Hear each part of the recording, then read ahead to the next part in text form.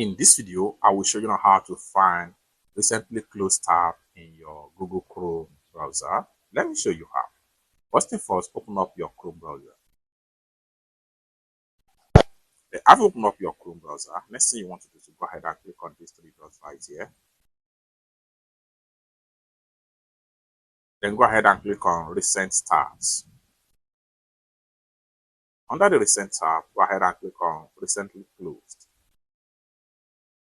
Then here you go. You have access back to all recently closed tab right here, and likewise window. You can go ahead and click on Show Full History right here. This will show you all the recently tabs you closed in the past on your Chrome browser. You can see them right here. So from here, you can easily have access back to some of the lost web page. It's that simple. For you to have access back to any of the lost web page, all you have to do is to simply click on the link and it automatically reload back. It's that simple. For more useful tutorial tips and tricks like this, consider to subscribe. Thank you so much for watching, and I hope to see you in my next video. Bye.